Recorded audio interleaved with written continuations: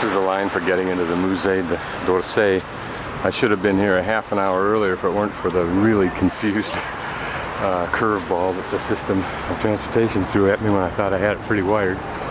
This will take probably half an hour to an hour just to get in. This elegant building is the Musée d'Orsay, and it once was a railroad station that in the 70s was going to be torn down, and then it was realized to be a magnificent place to store all of the modern art, if you will, post 1911, 1920 art that was in many places throughout Paris. And so here it is. Let's take a closer look at this restored ceiling.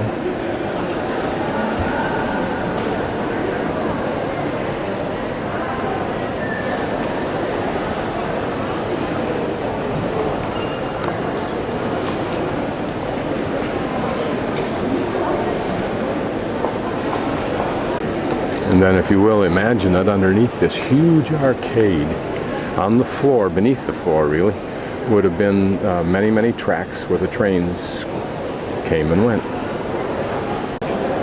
The Rick Steves guide points out that the statues that we see are not that of Greece or Rome, but they're from the same era, as they put it, the theory of relativity. Since this is an example of French perfect art in the second half of the 18th century, this is a reflection of Napoleon at rest in immortality.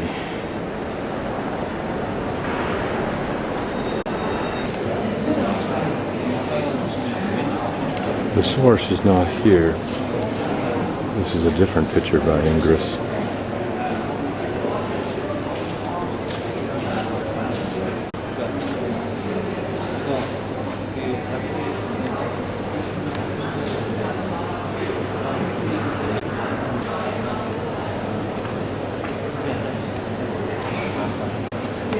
Another example of the conservative French art of the 18th, 19th.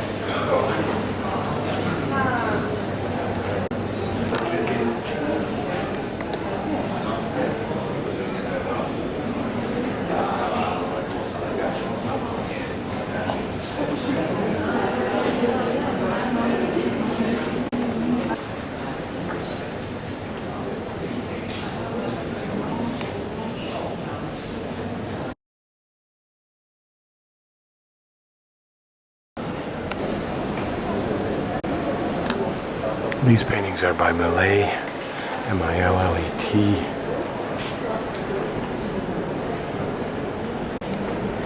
Who focused on ordinary people in ordinary situations. Here's a herder with the moon coming up, a moonrise, and he's got his sheep.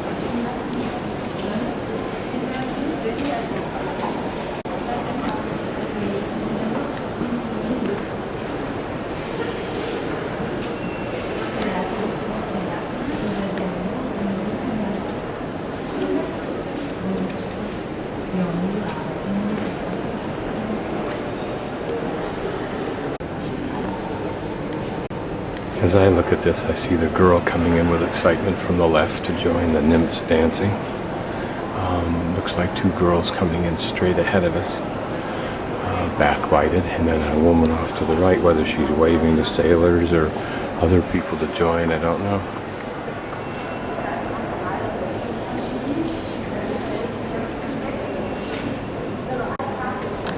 Another similar painting theme by Corot.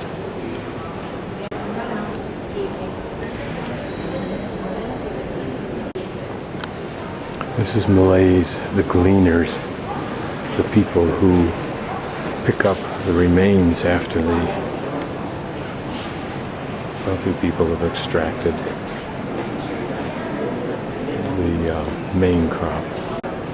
Here in the background we can see the main crop being harvested, thrown into these big conical piles, hauled by the wagons. And these gleaners, these very, very poor people, Millet, or the guidebook refers to their heavily tanned skin. These are the simple people where the word gleaner comes from. Another reflective moment in a sheep herder's life. Malay.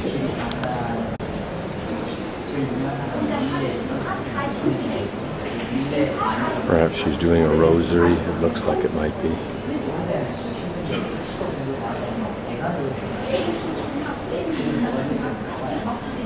Whether the sun's coming up or going down, I can't tell. Neither, probably. It's just a cloudy sky.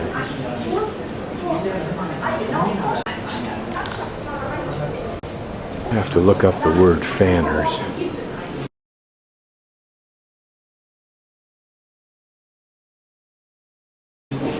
These are obviously working people hanging out near one of those conical signs or piles of hay or whatever it is. Looks like she's taking a drink of water from perhaps the nearby pond or river.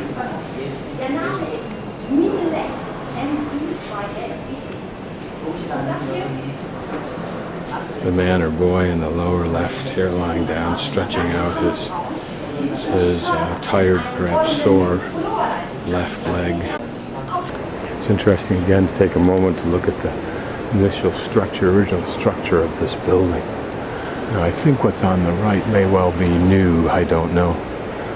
Or it might have been old. Those steel and cement girders, I guess they are. I'll rotate a bit. Go inside and we can see very much like cathedrals and so forth is this design. It looks like that wall of stone squares may well be new.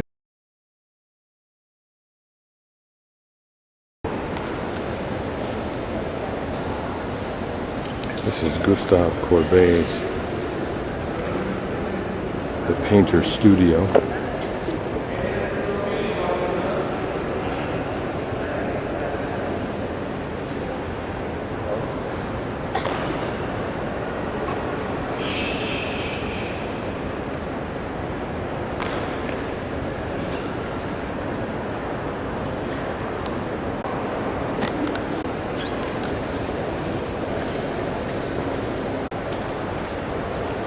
And what the relevance is of a man who seems to be completely disassociated from the subject of the painting.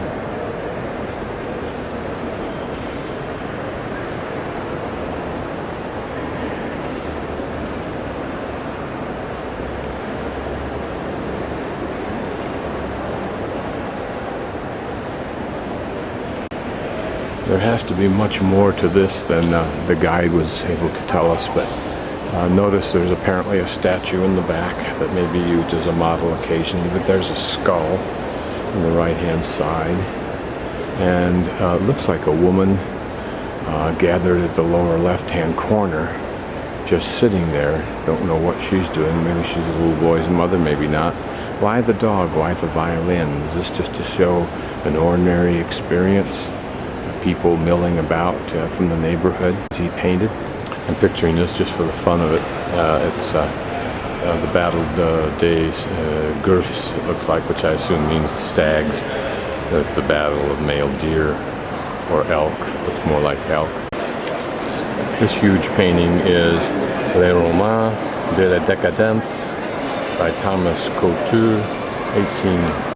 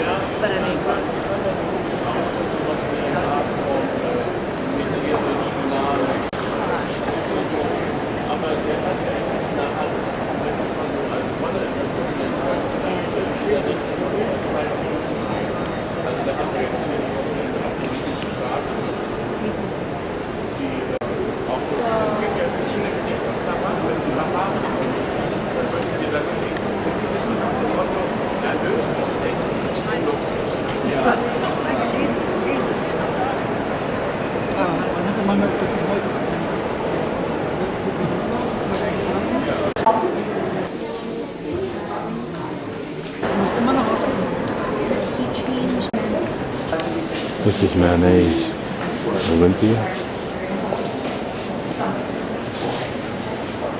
Und das ist die berühmte Olympia von Manet. Und die ist im gleichen Jahr gemalt worden wie die Geburt von Venus, von Cabanel. Das Interessante ist, dass die Geburt von Venus sehr triumphierend ist. Und dann, wenn man sich jetzt die Farben anguckt, man denkt an die Pastellfarben, das war vorgeschrieben, das bewusst der Farben, provozierend, aber ungewöhnlich. Und anstatt hier einen herrlichen Hintergrund, Blick auf den Gogh, Blick auf einen zweiten Raum, auf die lässt er den Vorhang einen Spalt offen.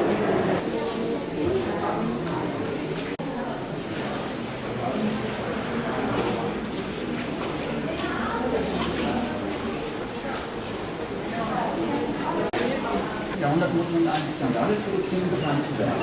Dass dieser Mechanismus beginnt dort richtig zu greifen. Der Guillaume, der keine Skandale macht, den finden wir eher wir sind es gewohnt. Wir sind so eingegangen worden mit guten Bildern. Notice that her position in the painting exposes her body fully to the two men, even though not to us. And note, what of the woman in the background? What was her role? Known also for its stark coloration, the darks.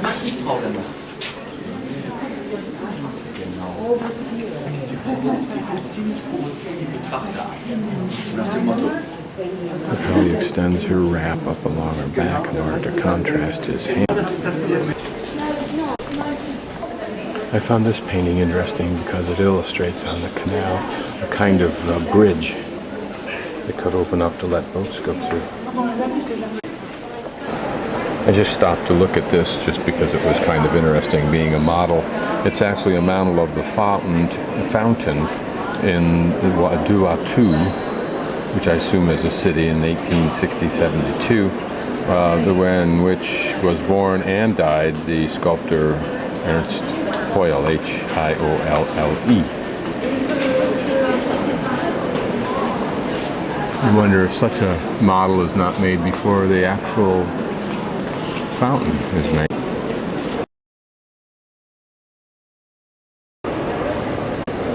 Elle n'a jamais été dehors. Alors donc, bah oui, elle était toute seule, c'était devant le pilier gauche de l'opérateur. On va le voir de la... It's interesting to imagine the role of this youth here. He has a bag of something, or a bundle of sticks it looks like, and something else in his hand. I don't know what that is.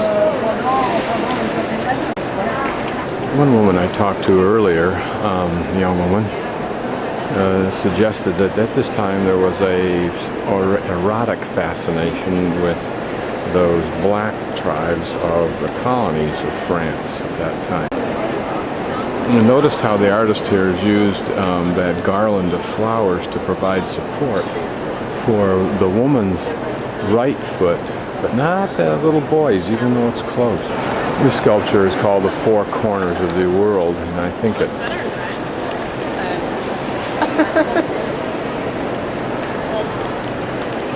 Interesting. This is a model of the Opera House that we'll see looking down on the model of Paris in a few minutes. But it points out how the stage area is as large as the seating area. And look at all the mechanism below and above for the manipulation of sets. Looking inside the grand salons.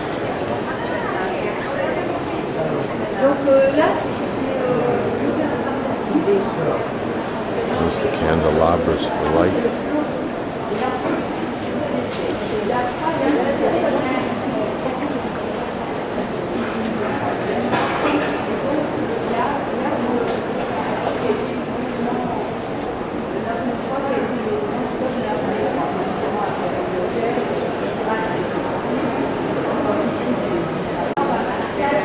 I wonder what these would have been for, raising and lowering the floor. Why the angles up and down?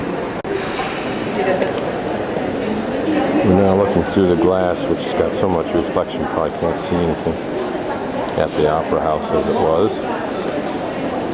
Someone with a sense of humor has put little animals down in there.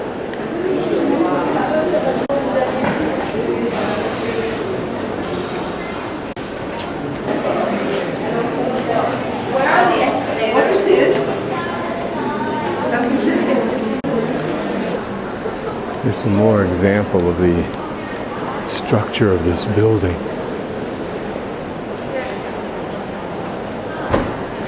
Here, come. Here. Ja. This is the view from the Impressionist floor of the entire inside of the old railroad.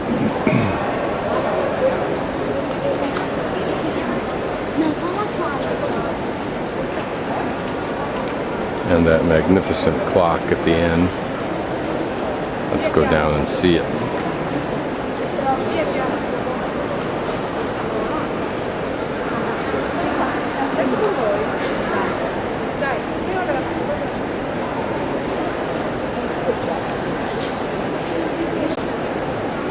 The behind scenes of the outdoor clock, the outside clock. Ferris wheel.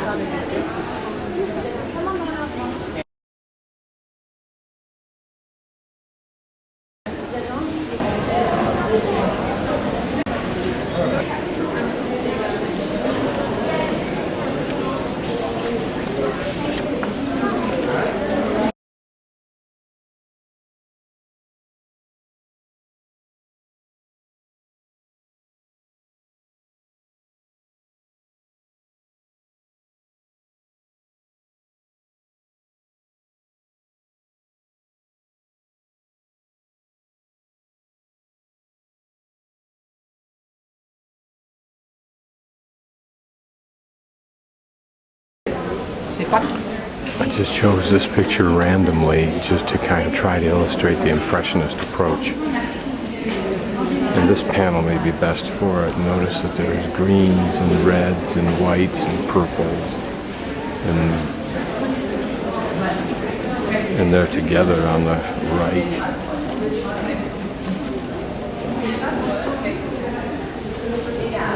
And even if we look at the white, you can see that there are different colors that show through. It's not a solid sheet of white. There's a bit of green, there's a bit of blue, there's dots of black, which probably illustrate vents. And if I were to look at it longer, I might be able to detect even more when I became more sensitive to it. Here it's illustrated as I take the camera from his left elbow and go up across his back, and you see the different swirls of color, or lines of color.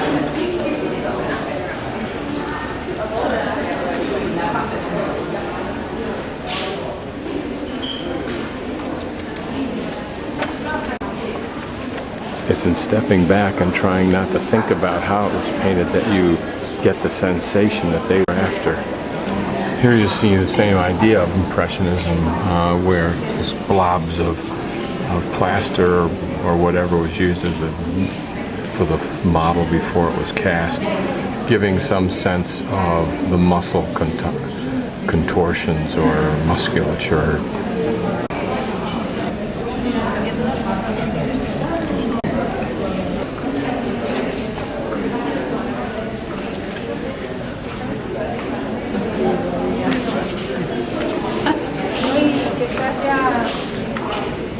Mira qué bonito.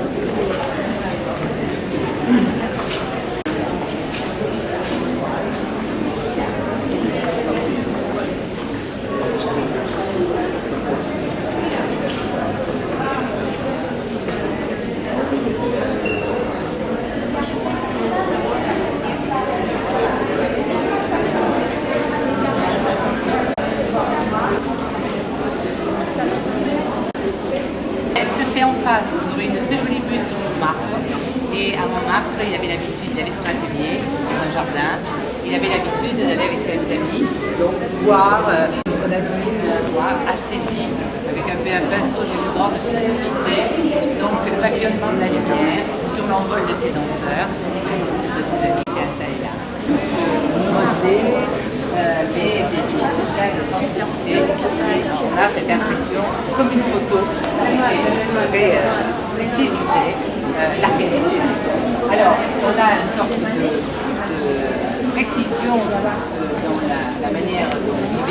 gens dans la mode avec laquelle ils s'habillaient. Donc vous voyez que voilà, c'était la mode de cette époque-là. Et donc on a le détail du vêtement des dames, parce que c'est une page de l'histoire, une page des Guindel. Bonne journée.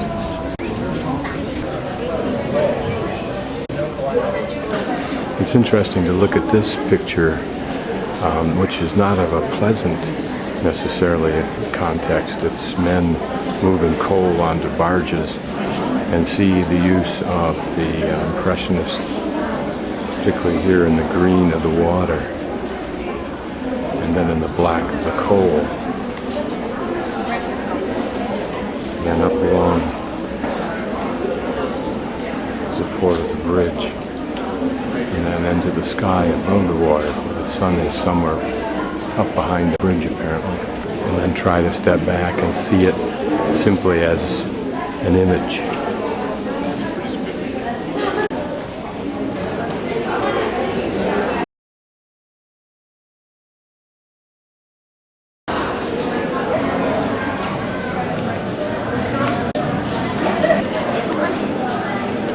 These are four paintings, same painting from the same view by Monet.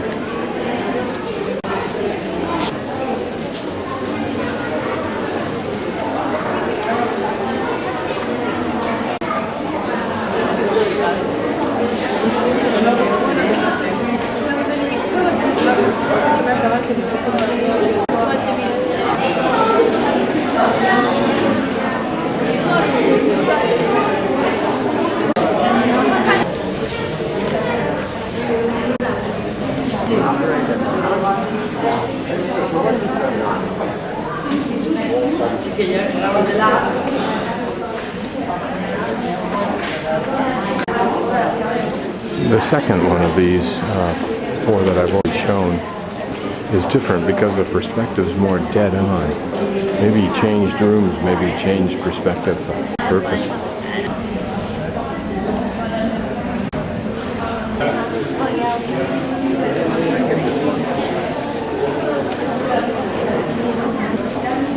Here you can actually see the laying on of color, the dabs of paint, as well as sometimes what looks like a sweeping brush stroke, like the red. All of this on a pond. Notice the curving lines used to give a sense of the bending bush tops, if you will, the twigs bending. And yet here, the hanging of the leaves of willows, perhaps. This one just because it's very pretty.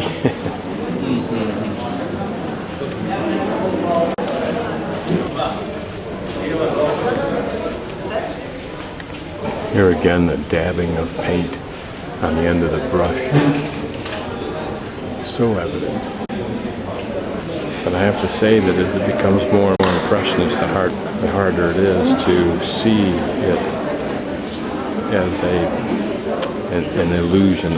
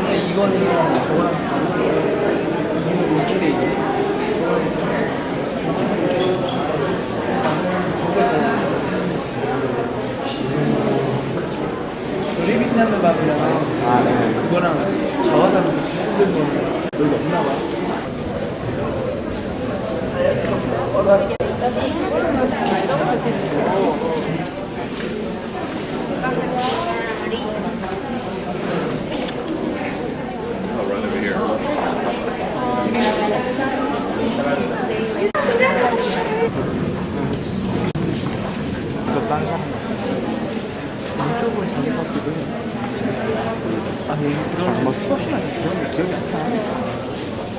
동생 이름일 수도 있고. 아.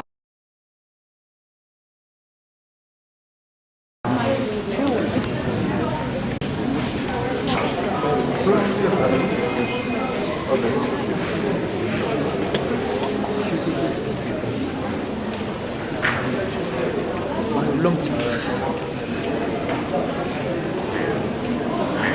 얘가 원래 그런 훈련을 바뀐 거야.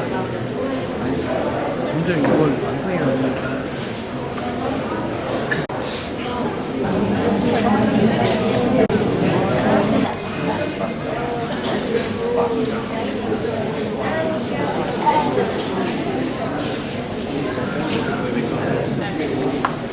Oui, c'est l'air.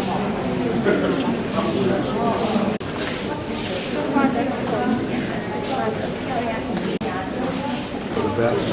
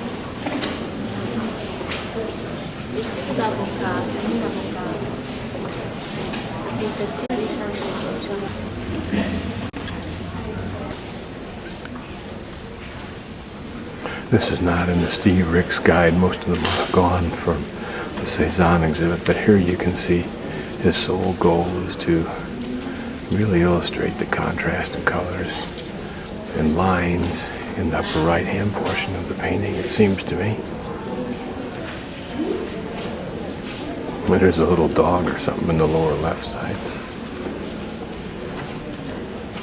It looks like he was intrigued by that.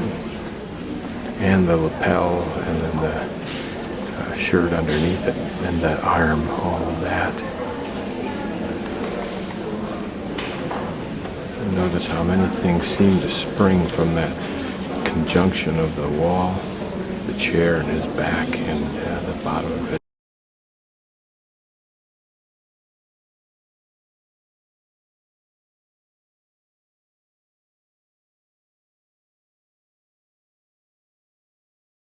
Armpit.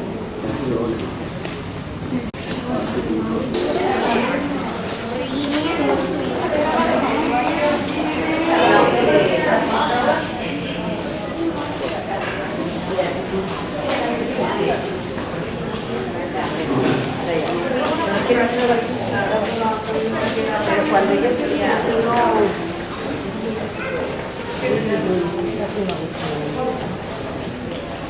ponlo pequeñito y luego grabas con cada eso grabas a la altura allí, ¿eh?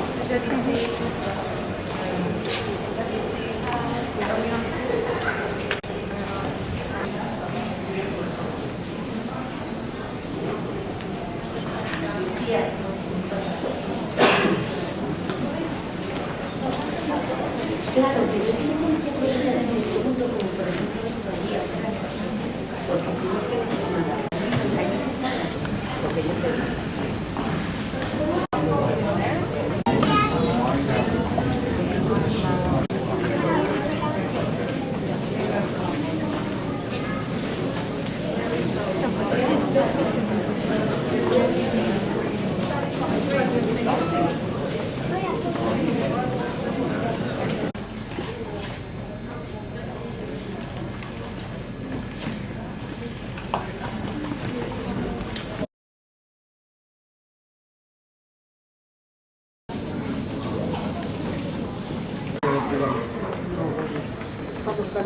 This, at least from my view, seems to illustrate the moonlight concept of painting.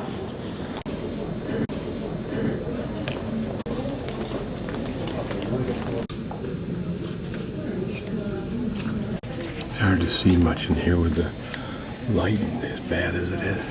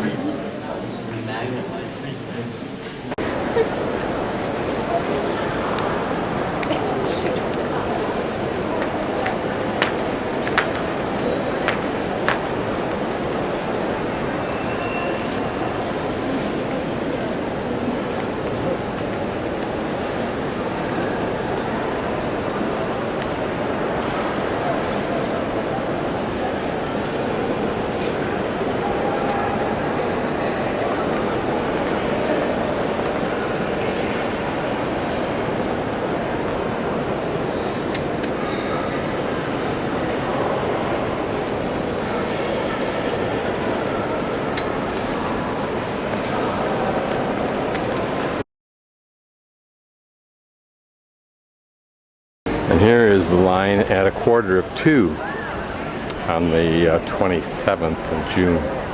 Not even the high season yet, that's in July and August. With my last few seconds of battery, I will shoot the Tour Eiffel.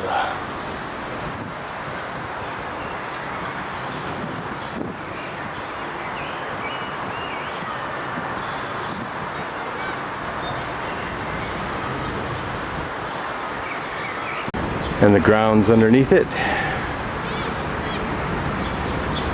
Park-like grounds, at least this far away from it. Underneath it, it's all asphalt. Notice the police or the military, they're everywhere as a deterrent, a presence.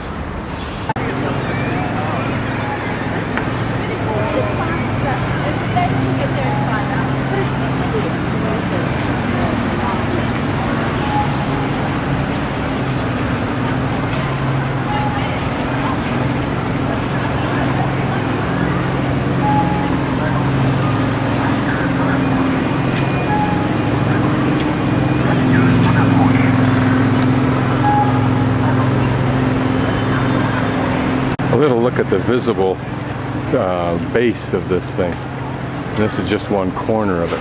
Pretty incredible. Just a giant erector set is what it is. The base structure. If I go up, you'll see how it ties together.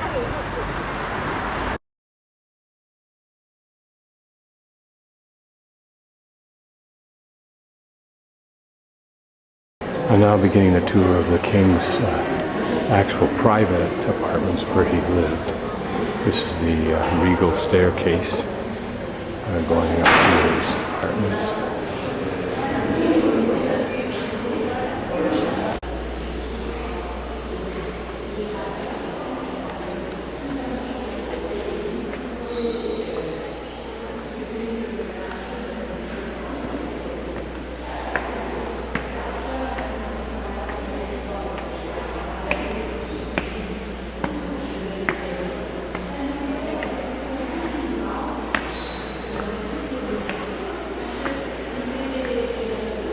This symbolizes the marriage of Louis XIV and Maria Theresa of Spain.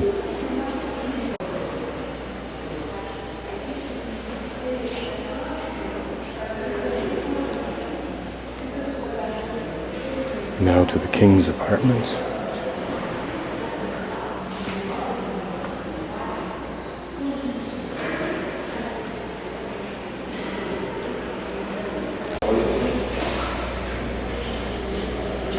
View of the courtyard outside the apartments, at least the king's. Now we formally enter the king's private apartments. This was the guard rooms.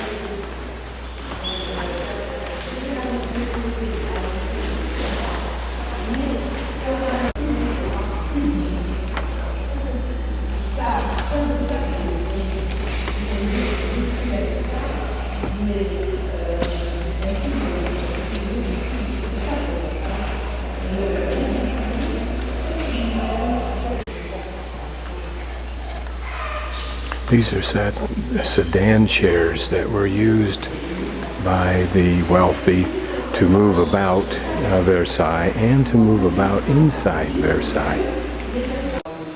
This is the room that, although the paintings are warlike and depict battles of antiquity,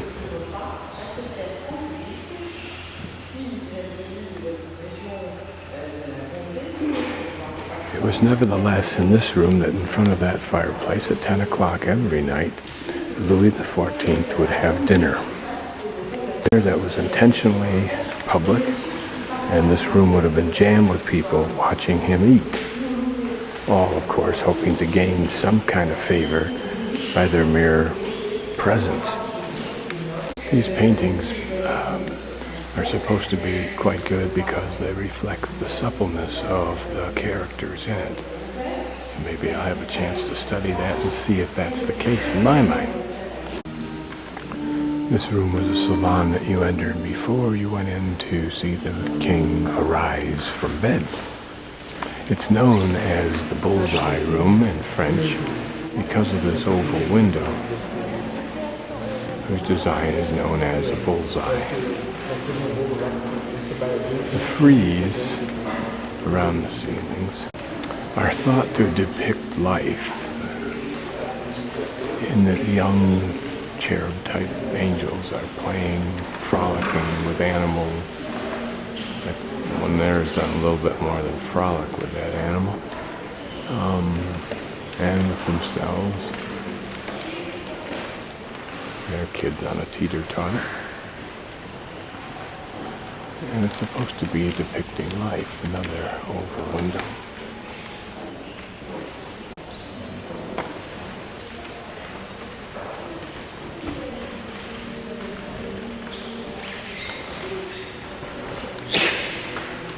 There were carriages drawn by wild animals.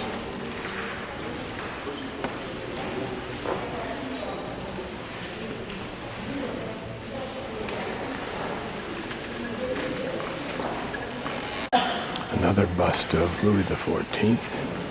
He really, truly must have had a hairdresser. I wonder if his physique was as massive. The neck, for example, as portrayed here.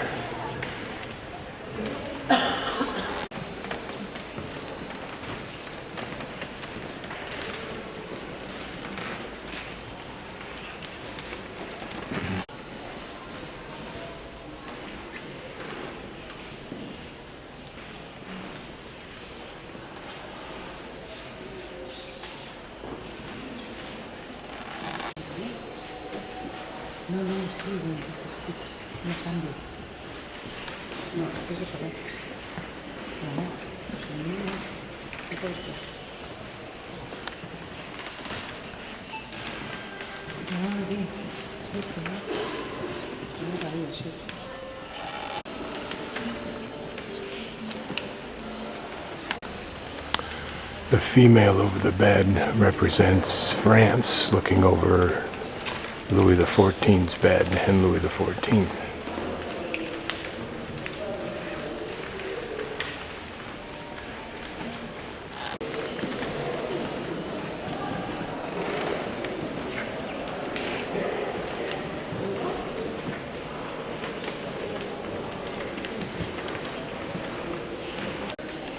This room was also the site of the levee and the coucher. This is a council room where Louis and his ministers. Louis used this route to go to the Chapel of Muse and to church every morning. We are back in the soon-to-be restored second half of the Hall of Mirrors to continue our tour of the King's private staterooms.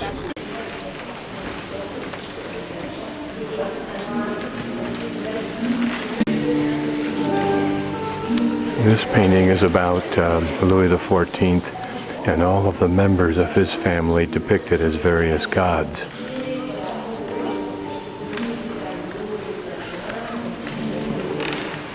It's very clear that there was no limit to the self-aggrandizing illusionment of the king. These guys really love spiral staircases. This is probably for the servants who had to hustle their buns on this thing, while the king strolled up into the giant Orleans staircase. This is the first of the Dauphine's private quarters, the Dauphine being the heir to the throne. They prided themselves on being great art collectors. Why not when you can use the people's money to buy everything? And extort it in innumerable ways from those who already own it.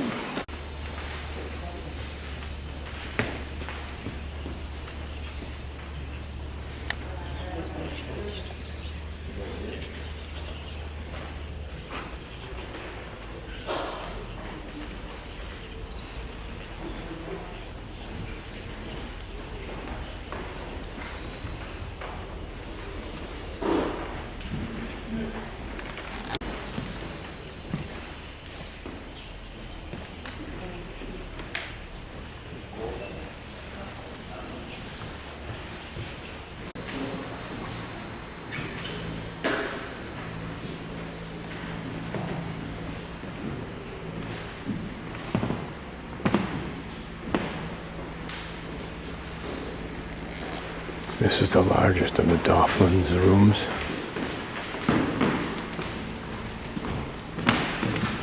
Poor baby. Like my condominium, this gave him a beautiful view of the gardens, the backhoe, and the gardens out on the other corner.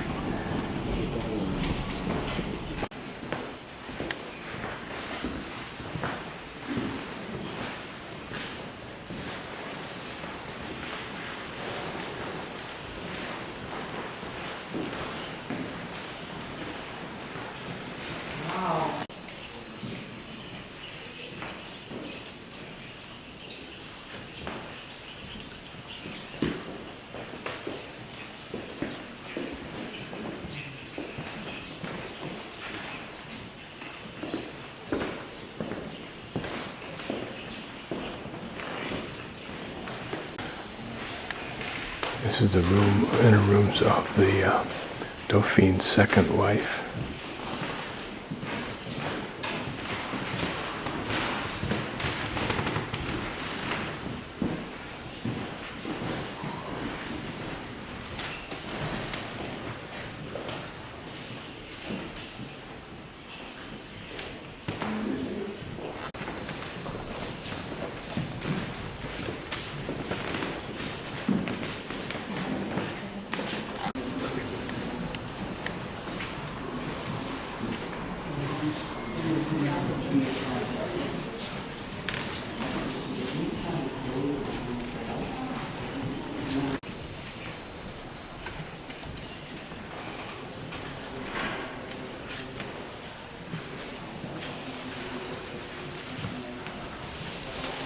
This is one of 5 mirrors that was able to be reproduced from earlier drawings. There would have been 2 others in this room. All the rest of the decorations are new.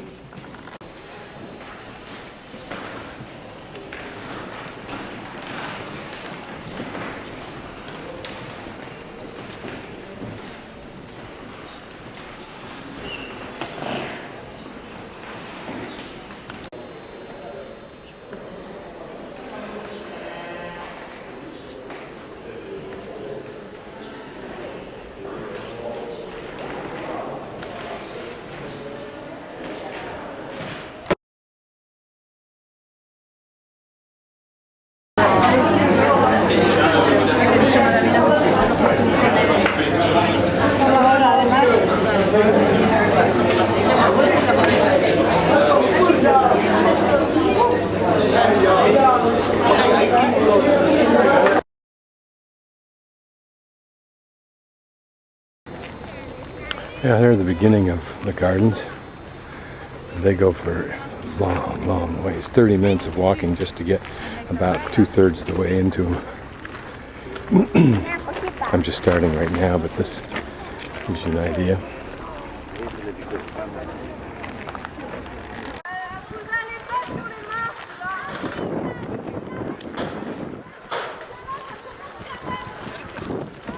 these fountains, most of the fountains only operated when Louis XIV was walking by them.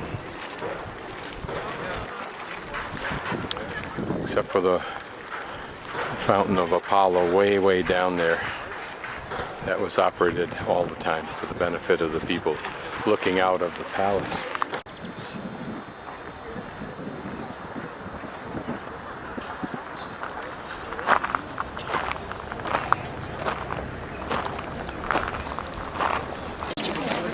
Okay, here's the pan. This is it. You can imagine that center fountain right in front of us when that puppy cranks up. Probably has about 30 mini fountains in it. Who knows what kind of water was shooting out of the rest of the pond.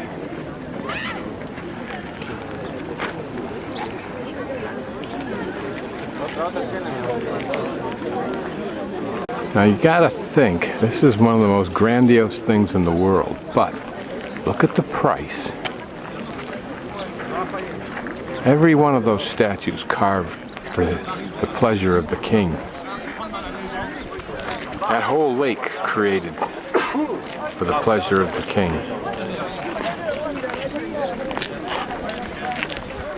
All the trees way out there.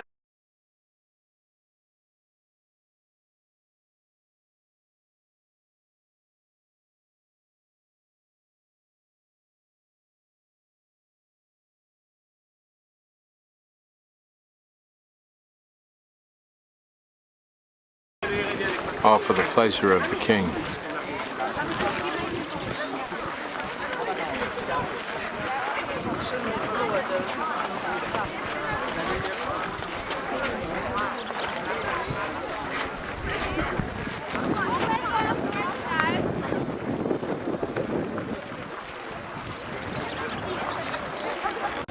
Now the story is when this goddess got insulted by the local peasants somewhere,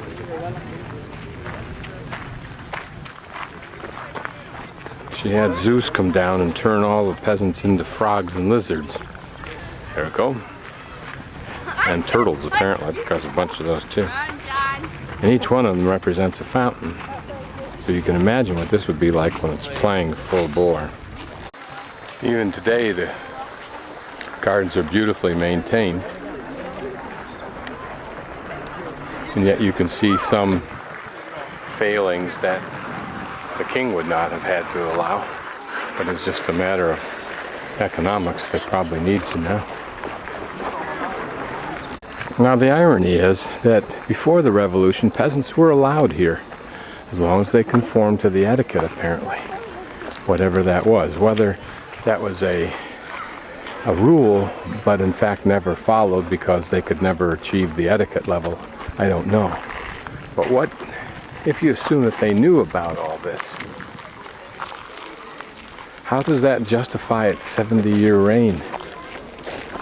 Restaurant and toilets. Neat. How fast can I run, I ask? But anyway, here's this. That does look familiar to me.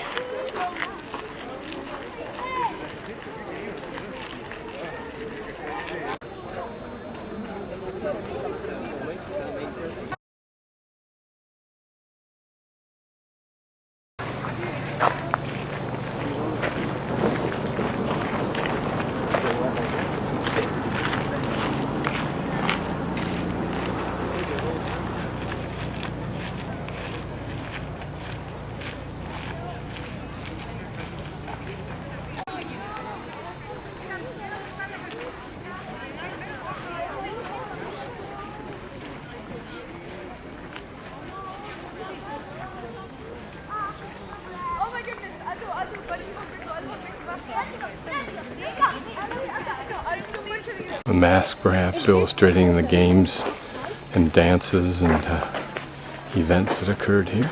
And the army of labor is required to keep these grounds in the perfection the king would have required. Interesting to look at this and wonder if those are repairs that were necessitated and why. And maybe it reflects a goddess, but maybe it just reflects the dedication to pleasure here.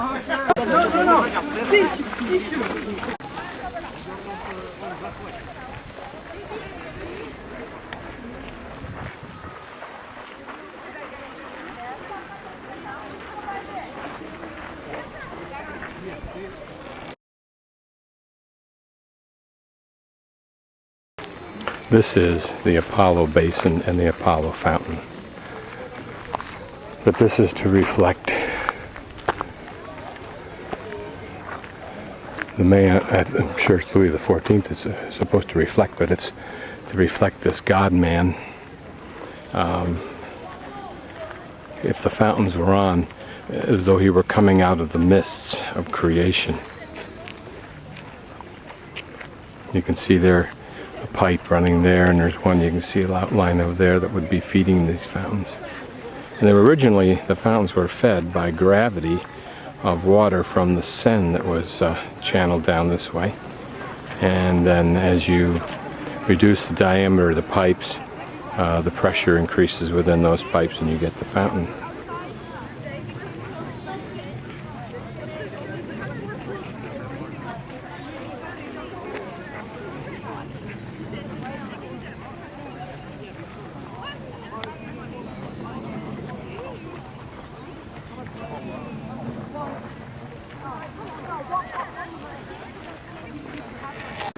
You wonder what these scary looking fish were supposed to represent.